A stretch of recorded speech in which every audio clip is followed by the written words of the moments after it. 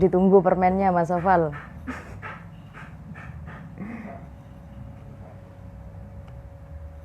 Oke, kita tunggu dulu Mas Riko.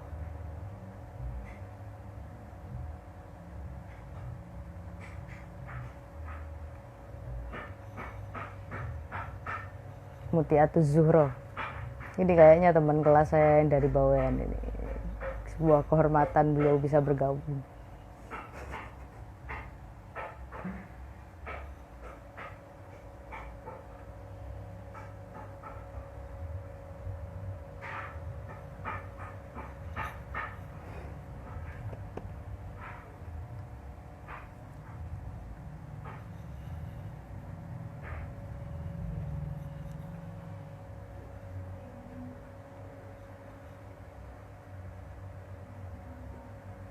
Oke, kita tunggu guys.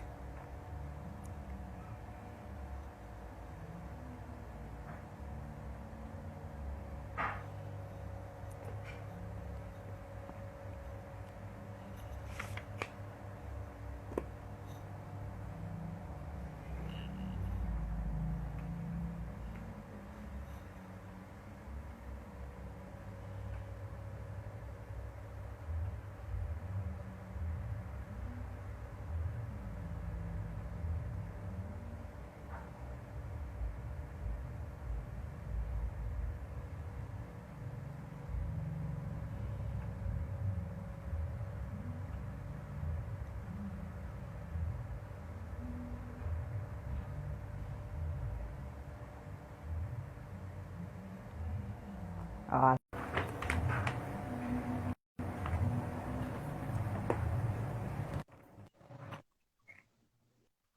Assalamualaikum Mas Riko. Waalaikumsalam. Alhamdulillah, ditunggu-tunggu dari tadi ini. Lagi di mana ini Mas? Di Blitar, di Surabaya? Ada di Blitar ya. Oh, alhamdulillah. Ya. Saya Saran? mau tanya apa kabar, cuma takut zaman bohong gitu. Oh. Iya, Bicaranya tapi tetaplah, tetap tak tanya aja apa kabar gitu, biar ada kesan gimana gitu Mas. oh, ya. Ya. Tadi saya tunggu juga ini kok belum mulai dari tadi. Iya, Mas. Ya. Kata pepatah kan tak kenal maka tak sayang ya. Oh, iya. Udah sayang ditinggal. Sakit itu ya. Jadi gini Mas Riko, saya Ya. dapat kabar kalau Mas Riko ini ketua Hima pertama di IAT Alfitroh Surabaya. Eh, Sedangkan ya tapi nanti kenalan sendirilah bagaimana siapa Mas Riko ini, bagaimana bisa jadi ketua Hima kemudian menyusul jadi presiden BEM di Staya Alfitroh Surabaya. Tapi pertama begini Mas Riko, ada yang saya bingungin terkait Hima ini. Mungkin kita ngobrol santai dulu. Oke. Staya Alfitroh yang mulanya di Setiu itu sudah apa ya, sudah menggandeng program studi ilmu Al-Qur'an dan hadis awalnya Mas ya. Ya. Itu dari 2009. Tapi menurut informasi yang saya dapat, Mas Riko ini jadi ketua Hima IAT pada 2016 2017. Itu gimana, Mas? Ya. Jadi saya kuliah itu ya Bismillahirrahmanirrahim. Jadi saya kuliah itu masuk 2015 ya. Nah, kalau menilik sejarahnya itu awal mula berdirinya Hima Prodi itu kan memang tahun 2016 ya. Jadi setelah terbentuknya acara Hazanah Tafsir Nusantara kalau nggak salah waktu itu. Nah itu masih kepemimpinan Presiden Nila Husnia waktu itu, Presiden BEM-nya. Nah akhirnya dalam pembentukan kepanitiaan setelah kita usai dapat sekitar 1 bulan kalau nggak salah itu, barulah dibentuk Hima Prodi atas usulan Presiden BEM dan teman-teman IAT waktu itu. Nah, jadi setelah itu baru kita bentuk Hima Prodi itu berdasarkan musyawarah, dan yang hadir waktu itu adalah kakak kelas dan adik kelas waktu itu ya. Jadi kita undang semua, kita rapatkan siapa yang cocok gitu lah untuk menjadi ketua Hima Prodi waktu itu. Dan kebetulan waktu itu memang saya sendiri enggan gitu ya, saya sendiri enggan untuk menjadi ketua ini ya, karena saya pahamnya sudah cukup di kepanitiaan saja, saya rasa sudah berat itu. Apalagi jadi ketua Hima Prodi. Tapi dari teman-teman sendiri memang mengusulkan, akhirnya karena waktu itu ketua panitia acara Hazanah Tafsir Nusantara itu, tafsir nasional itu saya, akhirnya teman-teman mintanya saya jadi ketua. Yang nggak mau gimana ya, udah nolak gitu. Ternyata teman-teman bersikukuh saya iyahkan dengan catatan teman-teman tetap membantu gitu, tetap mendukung. Itu awal berdirinya. Dan periode saya sebenarnya tidak lama sebenarnya. Jadi periode saya itu tidak nyampe 1 tahun periode saya itu. Jadi periode saya hanya berkisaran 3 bulan sebenarnya, dan itu banyak yang tidak tahu. Sebenarnya hanya berkisaran 3.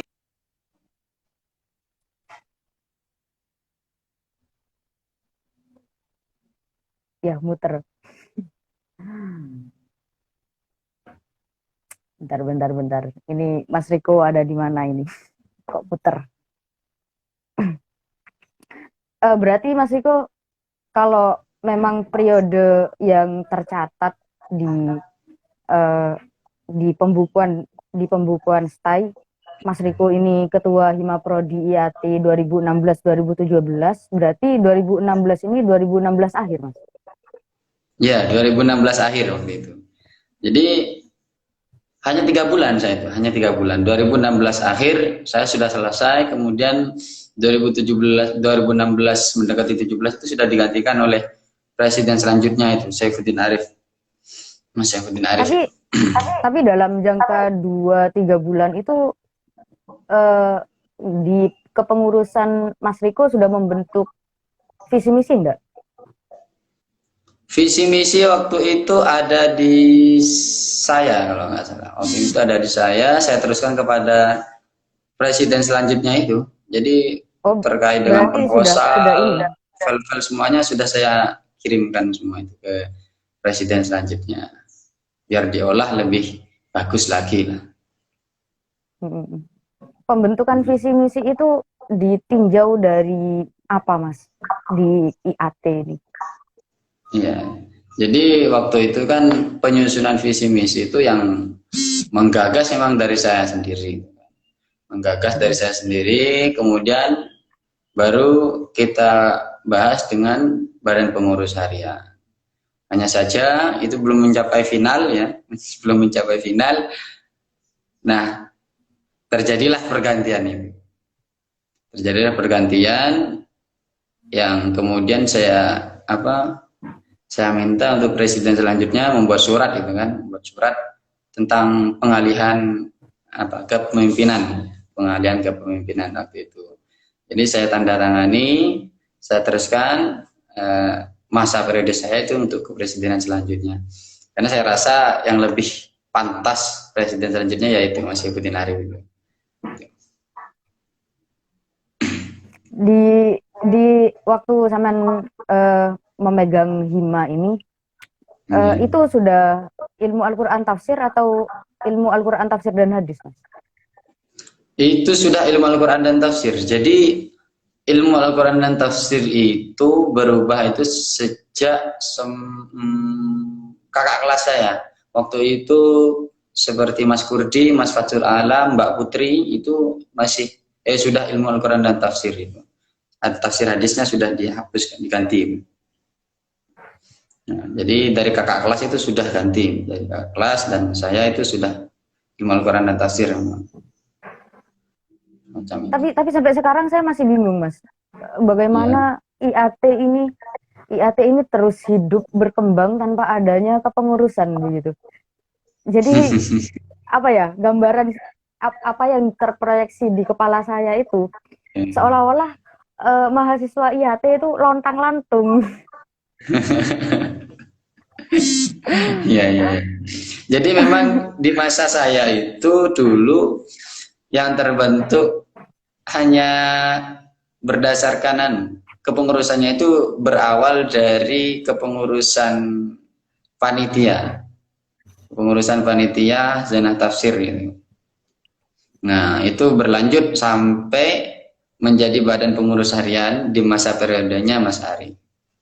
Jadi semacam itu. Hazanah Jadi Tafsir itu ya yang sama Mas Pak Islah itu bukan, Mas? Pak Islah Gusmian ya betul sekali. Hmm. Itu. Jadi itu termasuk seminar pertama IAT. Seminar pertama IAT adalah Hazanah Tafsir dan itu di masanya Mbak Nilasnya. Nah, Berarti barulah kemudian kemarin-kemarinnya IAT nggak ada ini, Mas. Nggak ada apa-apa gitu. ya nggak ada apa-apa.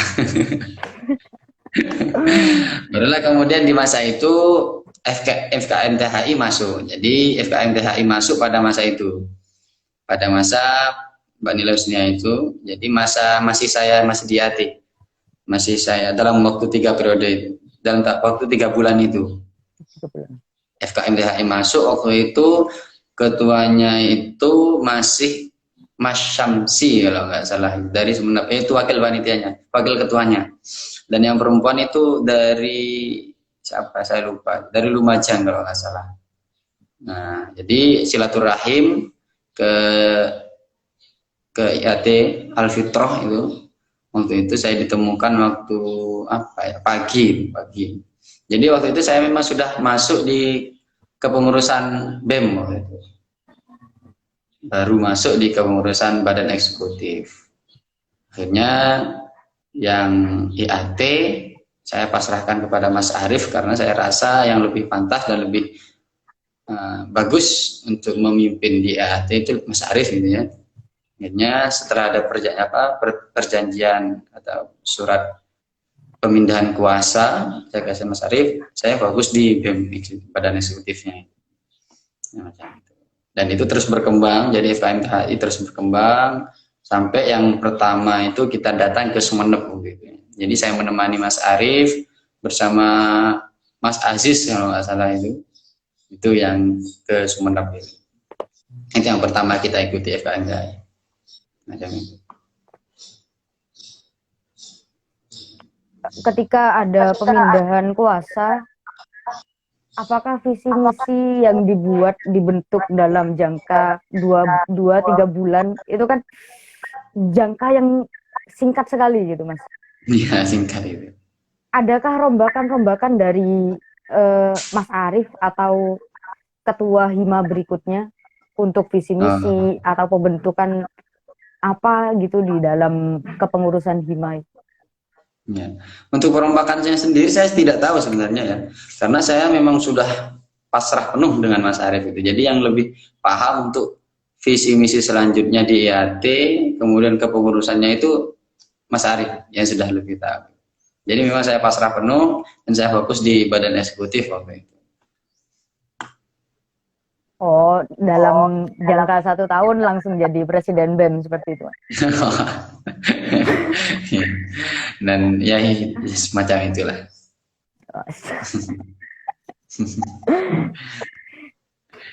Jadi pada prinsipnya sebenarnya kalau apa di kepemimpinan itu kan ditunjuk itu ya dilakukan. Ketika kita ditunjuk, diminta ya amanah, kita lakukan saja.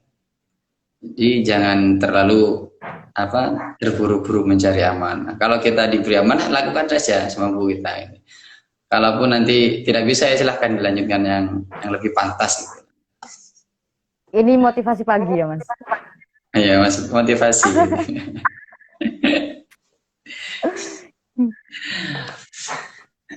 Terus Mas Ini Riko udah gini Mas sarapan Riko. ya? Oh belum, saya puasa Mas. Oh, belum. Pak Yati ini rajin puasa ya? Iya, iya. Yang Harus itu. rajin, yang rajin, Iya. yang enggak ya enggak. Oh, ya enggak ya.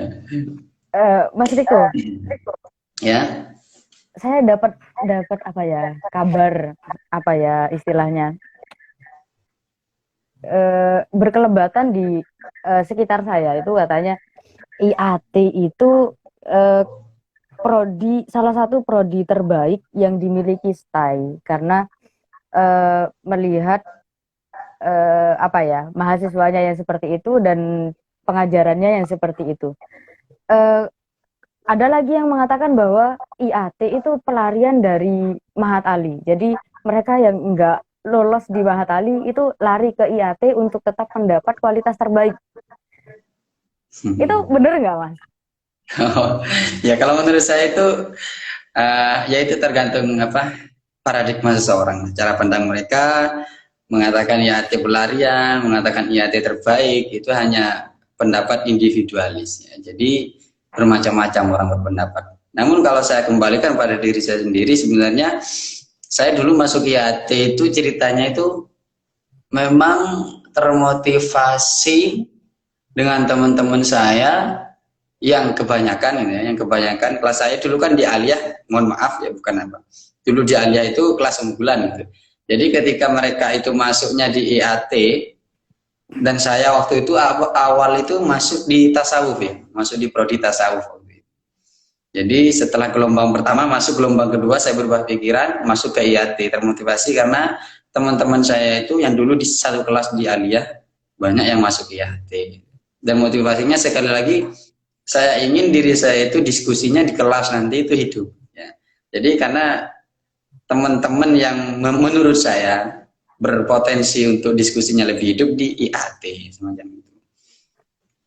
Tapi sekali lagi pandangan mengatakan IAT itu terbaik yaitu hanya pandangan apa individualis saja. Kebetulan di IAT itu memang yang saya lihat teman-temannya itu ya untuk di kitab kuningnya itu lebih matang gitu ya. Semacam itu. Tapi kalau dikatakan individual, saya kok kurang setuju gitu, Mas. Soalnya mayoritas mengatakan seperti itu gitu. Iya, iya, iya, iya, ya. Apa ya? Jadi orang berbeda pendapat itu wajar. Nah, berarti di masa sampean itu IAT sudah digembor-gemborkan menjadi prodi prodi yang cukup baik begitu, yang kelasnya lebih hidup dari yang lain begitu. Ya, bisa dikatakan semacam itu juga, menimbang bahwa memang dulu dari seniornya itu sudah apa ya, sudah memiliki nama baik. Seperti dulu di Ustadz Hudori itu adalah presiden pertama Badan Eksekutif Mahasiswa dan itu prodinya tafsir hadis. Nah, itu dari seniornya sudah punya nama memang IAT itu. Jadi wajar saja lah dikatakan semacam itu dan hingga apa terus berjalan sampai ke sekarang gitu ya. Dan nggak tahu lagi sekarang itu gimana kabarnya.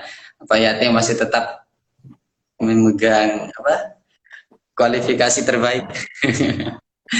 Tapi sekali lagi kemarin itu IAT kalau dinilai akademiknya memang masih kalah ya, nilai akademiknya masih kalah, tapi secara kemampuan saya yakin bisa bersaing lah dengan yang lain.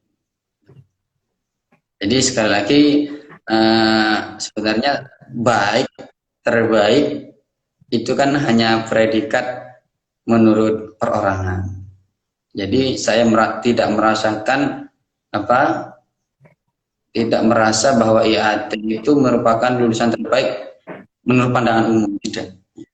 Sesekali lagi kadang MPI yang merasa yang terbaik gitu kan, IAT merasa terbaik, kan itu kan tergantung sudut pandang yang menilai. Jadi ya mengatakan prodinya yang lebih baik wajar saja, itu persaingan yang sehat. di tengah IAT dipandang sebagai hima yang elegan seperti itu, Mas.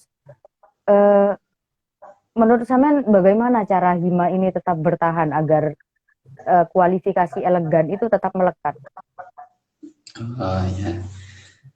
Jadi dikatakan elegan ya, elegan. Saya kurang mahir dalam kata-kata keren semacam itu ya. Ya, jadi sebenarnya pada prinsipnya orang ingin bahasanya kan ya dikatakan berhasil lah, baik, elegan, gagah, macam itu ya. Jadi manusia dalam hidupnya itu sebenarnya punya apa? Harus menguasai 3 sisi ya. Jadi satu ya, di mengenai intelektualnya, kemudian dalam sisi sosialnya, dan yang ketiga dalam sisi spiritualnya.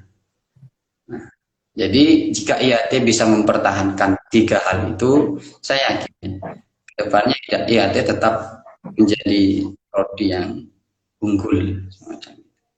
Dan tentunya karena prodi IAT itu berkenaan dengan Al-Quran dan Tafsir, tentunya IAT harus lebih mumpuni dalam sisi spiritualnya, apalagi background kampus kita sendiri kan memang cenderung lebih maju di dalam spiritualnya, dalam konteks ini kesufiannya semacam itu, dan IAT tidak boleh melupakan hal itu. Mas Riko, Ya. dari tadi saya rasa jadi ini ya, jadi nginterogasi sampean gitu. Saya sebenarnya kurang suka sama dialog, cara dialog kayak gini, Mas. Jadi mungkin sampean punya sesuatu yang ingin disampaikan dan itu penting bagi keberlangsungan generasi sampean atau bagaimana gitu. Biar nggak terkesan saya jadi reporter gitu loh, Mas. Tapi yang pantas ya, cocok sekali. Ya, jadi untuk adik-adik ya, untuk adik-adik ini kan sudah berapa? 2020 ya, sudah berjalan 4 tahun, hampir 5 tahunan ya. Saya sudah nggak berkecimpung di AT lama sekali gitu ya. Jadi dulu saya berkecimpung di AT itu hanya awal saja di kepengurusan kepanitiaan Hasanah Tafsir sama di FKM THI selama sekitar 2 tahun. Jadi saya mendampingi ketua itu sampai 2 tahunan itulah. Selebihnya saya fokus di badan eksekutif. Ya, jadi untuk untuk kerangka-kerangkanya IAT yang saat ini saya kurang memahami semacam itu. Saya lebih cenderung memang ke badan eksekutifnya. Tapi sekali lagi IAT itu selama ini yang saya rasakan adalah organisasi atau hima prodi yang paling luwes ya, paling luas ya gitu. Dan enak sekali gitu ya kalau kita ajak runding, kita ajak diskusi, semangat. Jadi di AT itu saya nilai dia memiliki keunggulan semacam itu. Orang-orangnya itu orang-orang sosial dan inteleknya itu ya bisa dikatakan tinggi gitu ya. Apalagi Mas Saifuddin Arif itu. Jadi dulu Mas Saifuddin Arif itu nilai IQ-nya itu 100 di atas ya. Jadi nilai IQ-nya itu di atas saya itu, tinggi gitu. Nilainya Mas Saifuddin Arif. Memang saya percaya kalau anak-anak IAT itu unggul gitu ya percayalah. Jadi memang terbukti gitu. Jadi ya, tapi sekali lagi unggulnya ya di bidangnya tersendiri. Jadi semua orang itu memiliki batasannya. Dan itu. Nah, jadi manusia itu ya kalau dari saya sendiri ingin sukses ya harus memegang 3 prinsip itu. Jadi harus bagus di intelektualnya. Kalau intelektual itu kan lebih cenderung di kecerdasan bawaan gitu ya, kecerdasan bawaan. Meskipun lingkungan atau pembelajaran itu mempengaruhi, tapi hanya sedikit. Itu untuk intelektual. Kemudian kecerdasan emosional bisa dikatakan lebih pas itu, jadi dia bisa bersosial dengan baik. Nah, itu kecerdasan emosional. Di antaranya bersosial, kemudian mengendalikan perasaan, mengendalikan keadaan. Nah, itu sebenarnya nilai nilai yang harus lebih dominan untuk dikatakan sukses seseorang itu bagus di sosialnya. Kalau menurut saya sendiri, di antaranya ya berorganisasi. Gitu kan. Di antaranya kalau ingin bagus sosialnya berorganisasi, itu pijakan awal. Kalau mahasiswa belum bagus di sosialnya. Kalau menurut saya itu, jadi berorganisasi dulu. Insya Allah itu menjadi pijakan awal seseorang untuk bagus bersosial. Kemudian yang terakhir yaitu di spiritualnya. Kan kalau bahasanya itu ya usaha dan doa gitu ya. Jadi harus imbang antara usaha dan doa. Nah, jadi semacam itu. Harus intelektualnya ya diimbangi juga. Jangan sampai kita itu sudah bahasanya sosialnya bagus tapi melupakan hakikat ya. Melupakan hakikat diri kita bahwa kita itu adalah seorang hamba. Jangan sampai itu. Jadi bagusnya kita di sosial, tingginya nilai intelektual kita, itu harus kita sadari bahwa memang itu adalah pemberian dari Sang Kuasa. Itu. Nah, jadi itu PR kita semua. Jangan sampai kita melupakan 3 prinsip itu dari saya. Saya ngerasa Mas Rian salah naruh jadwal ini, Mas. Harusnya Jumat ya, biar yang perempuan ini dapat khotbah gitu. Ya. Oh ya, bagi teman-teman yang hadir, boleh juga tanya-tanya seputar hibah prodi ke ketua hima pertama di IAT Alfitra Surabaya. Iya, ketua hima prodi. Jadi dulu prodi pertama itu yang terbentuk sebenarnya bukan IAT ya. Dulu itu yang terbentuk pertama kali justru perbankan syariah, menurut saya itu. Hanya saja waktu itu perbankan syariah tidak mau mendirikan, bahasanya tidak mau mendirikan hima prodi. Jadi awal dulu itu perbankan syariah itu sudah membentuk kepanitiaan di seminar, dan itu sudah digadang-gadang oleh presiden sebelumnya, yakni Mas Athoillah Nur itu sudah digadang-gadang menjadi hima prodi pertama. Gitu kan. Hanya saja saya tidak tahu maksudnya legalitasnya kok belum keluar-keluar gitu ya. Akhirnya setelah hima prodi melakukan terobosan menyelenggarakan seminar nasional itu, kemudian kita membentuk hima prodi, dan waktu itu perbankan syariah pun belum mendapatkan legalitas hima prodi semacam itu. Nah, kemudian baru yang kedua terbentuk hima prodi MPI, waktu itu masih masanya siapa ya, saya lupa.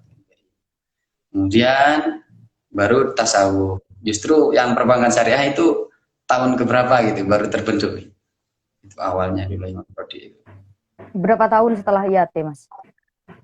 Saya kayaknya itu 2 tahunan setelah IAT kayaknya. Hima prodi baru membentuk hima prodinya. Perbankan syariah baru mengakui adanya hima prodinya. Berarti baru sekitar 2018 kemarin. Iya, sekitar itu. Di masa di masa presidennya Mas Riko waktu itu. Nah, sudah terbentuk hima prodi. Iya. Kalau di total organisasi ISTA itu sebenarnya sudah banyak ya, sudah 13 ya. Prodi organisasi di ISTA itu. Jadi mahasiswa kalau di sana tidak masuk organisasi rugi sekali gitu ya. Sudah kita sediakan banyak organisasi untuk berkembang lebih baik. Kalau nggak mau terjun itu eman gitu ya. Sangat disayangkan. Tapi kan begini Mas Riko. Ya.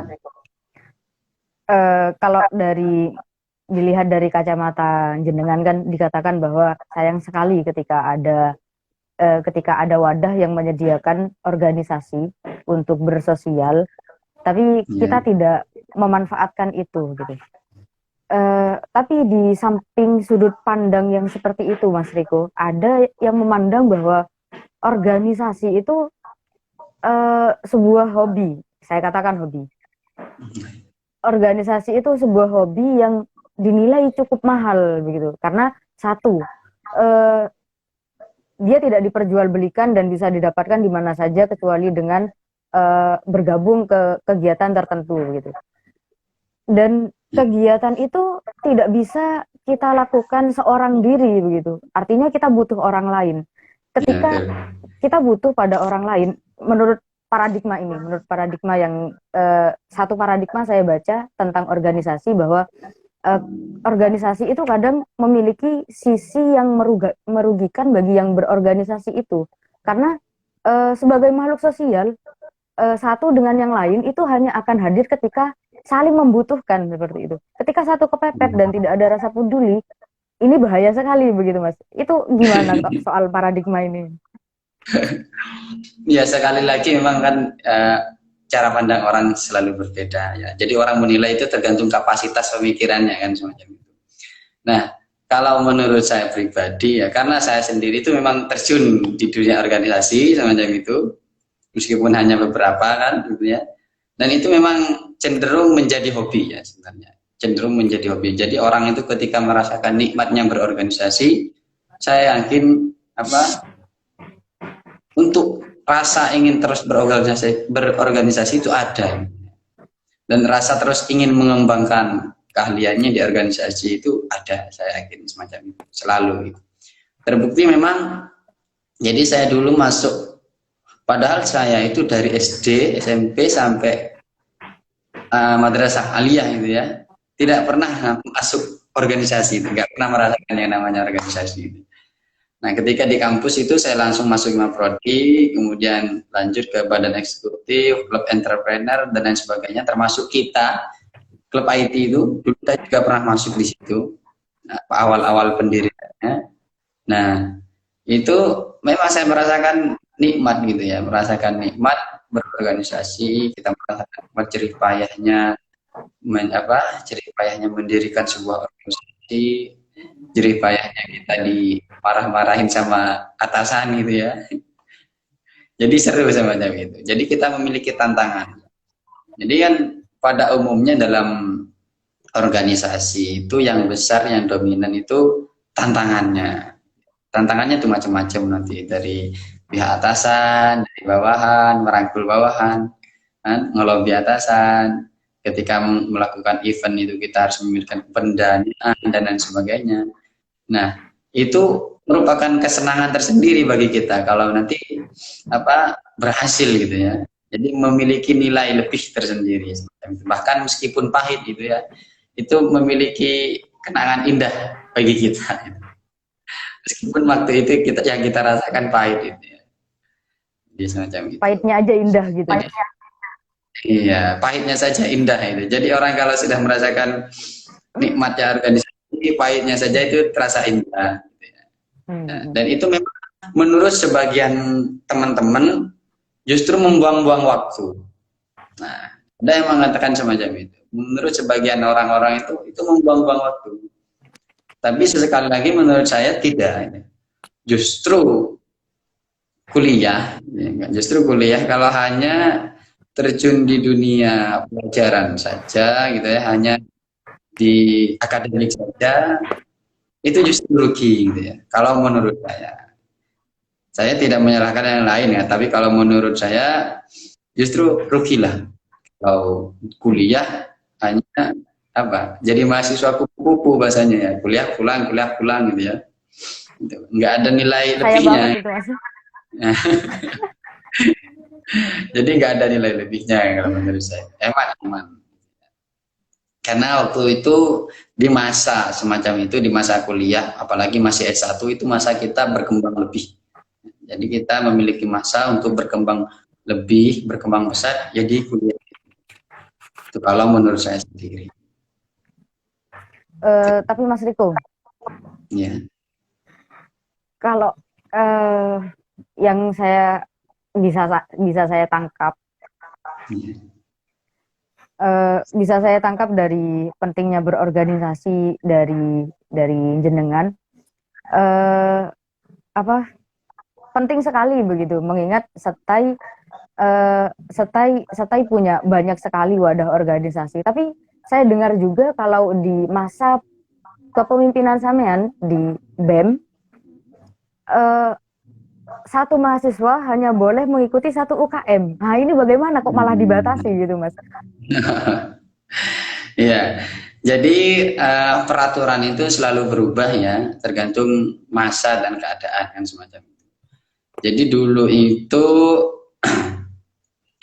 banyak sebenarnya, banyak landasan dasarnya mengapa muncul aturan semacam itu. Diantaranya satu memang dari pihak kemahasiswaan kampus gitu ya, yakni dari bukanya itu kan kita sering sharing gitu ya sama bukanya semacam itu. Jadi memang pernah mengatakan STAI itu terlalu banyak organisasinya. Nah, mengatakan semacam itu. Mahasiswanya hanya 500 dulu ya. Hanya 500 ya. Sedangkan organisasinya sudah begitu banyaknya gitu kan. Nanti gimana mahasiswanya itu? Ikut organisasi semua, akhirnya waktunya habis di organisasi dan nilai akademiknya jadinya turun dan semacam itu. Jadi dulu itu memang sangat berpengaruh ya, karena masuk organisasi itu kan memiliki kesibukan tersendiri, ya, memiliki kesibukan tersendiri, akhirnya menyentuh sampai menyentuh ke lini pendidikannya, Akhirnya kalau satu mahasiswa itu mengikuti organisasi ganda atau 3 organisasi, itu kasihan mahasiswanya nanti itu, sangat kasihan sekali.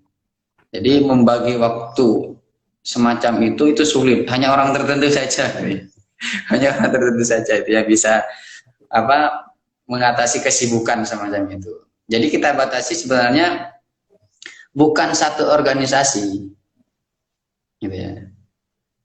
Jadi kita membatasi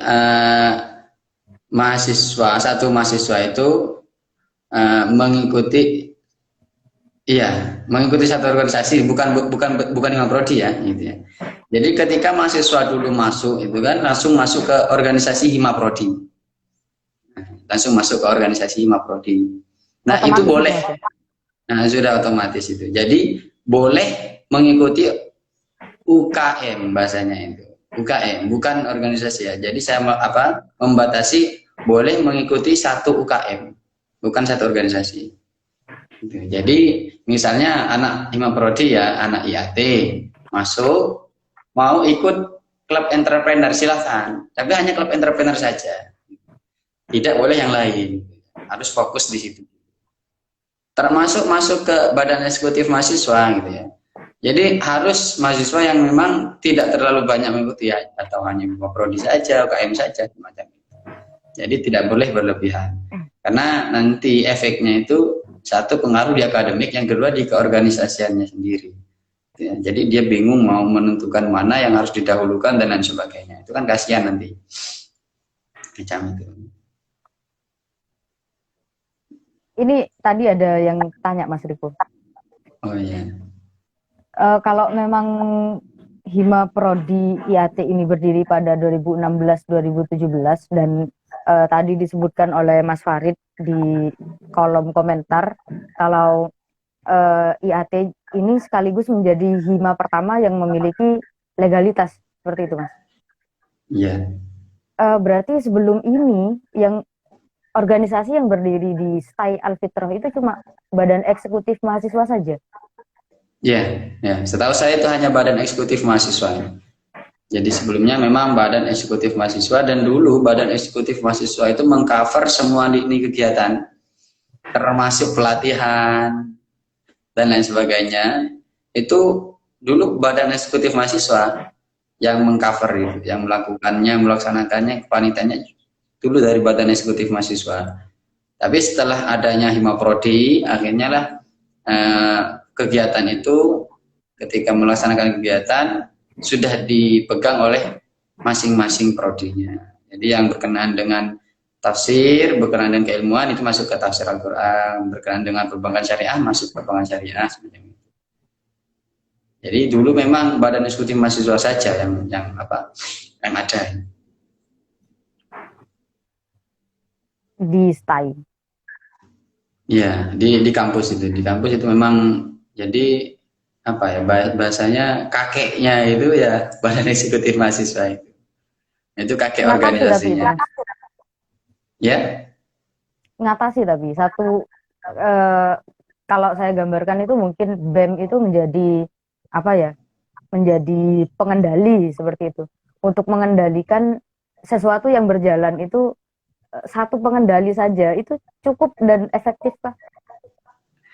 Sebenarnya tidak efektif ya. Jadi pastinya dalam suatu kepemimpinan itu kan ada apa ya bahasanya itu ada efektif dan tidak efektifnya lah gitu lah ya. Simpelnya gitu. Dalam setiap masa jabatan itu, misalnya di kepemimpinan Mas Athoillah dulu ya. Mas Athoillah dulu itu memimpin sampai 1,5 tahun. Jadi 1,5 tahun itu masa jabatan paling lama ya. Dan yang kedua Mas Ilham ya. Nah itu Mas Ilham itu sampai 1,5 tahun. Jadi memang tak saranin gitu kan dulu Mas Ilham itu, Mas ini karena untuk memperbaiki apa?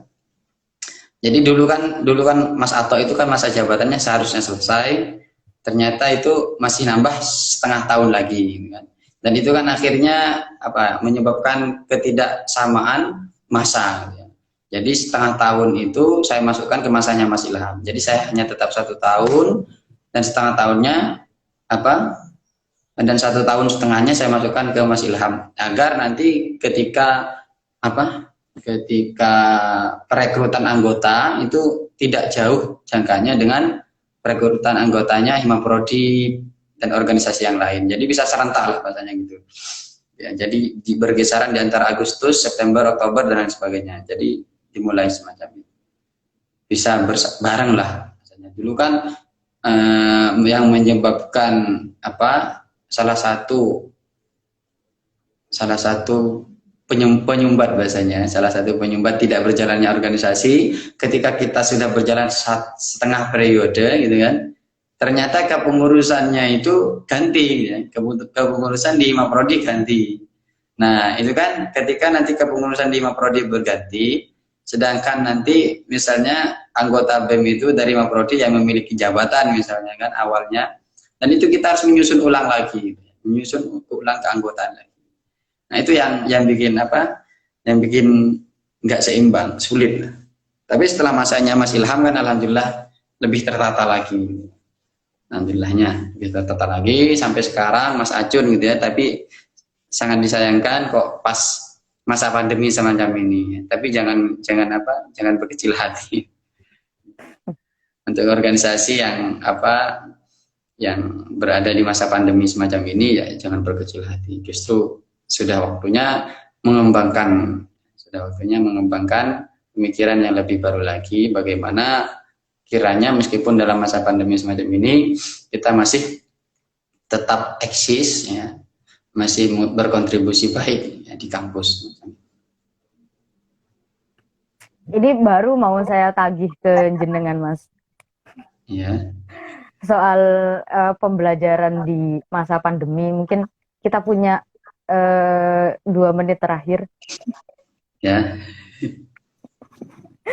Kasihan kuota sampean gitu. Iya. Santai ya, kalau kuota saya aman ini. Di pondok wifi-an. Iya.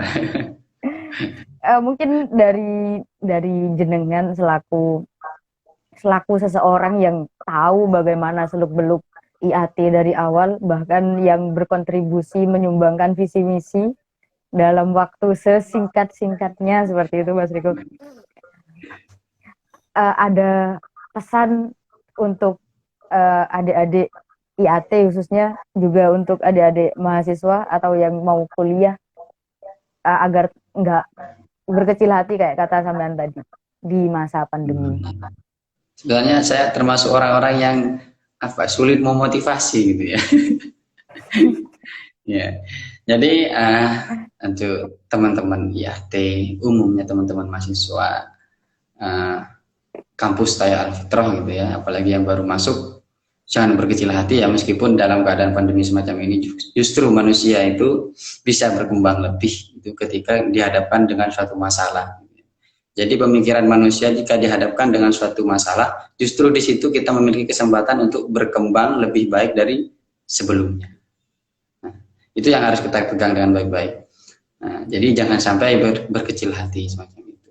Kita tetap harus memiliki keinginan teguh ya untuk menjadi lebih baik.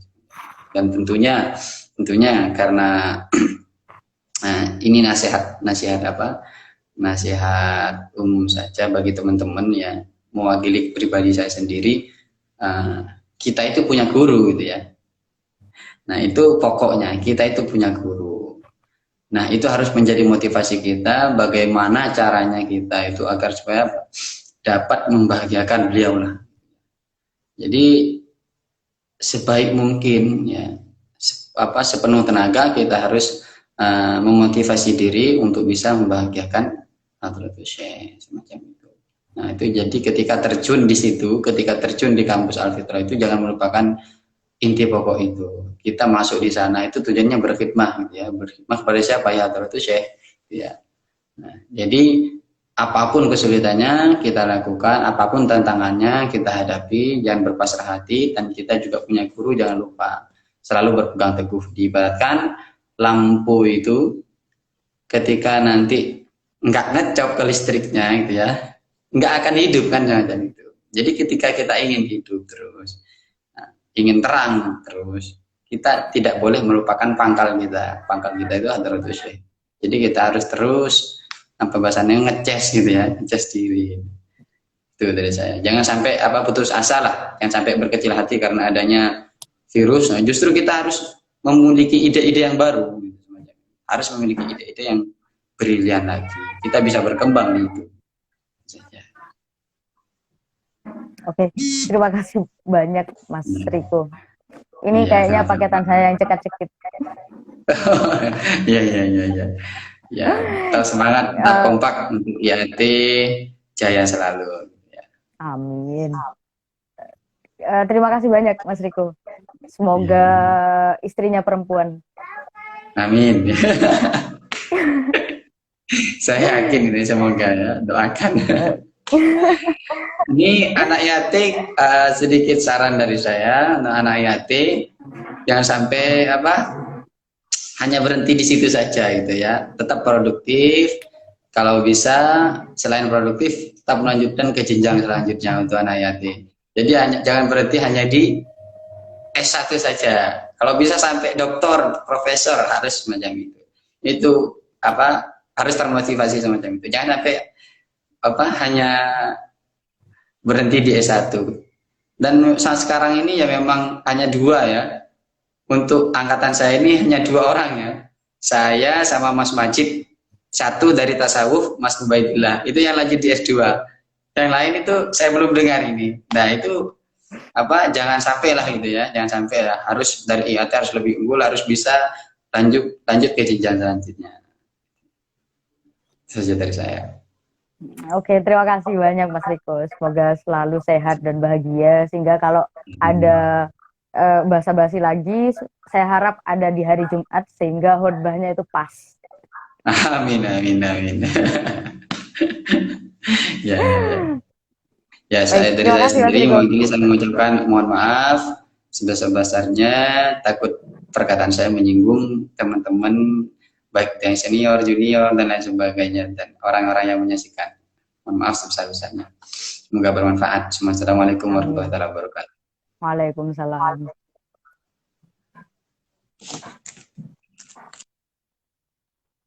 Baik teman-teman, saya rasa itu cukup untuk pengantar pembuka program pada kali ini. Ya, jadi teman-teman di IAT Al-Fitrah, insya Allah mohon doanya semoga program basa-basi ini tetap berlanjut dan membawa keberkahan tentunya. Sekian dari saya, kurang lebihnya mohon maaf. Wassalamualaikum warahmatullahi wabarakatuh.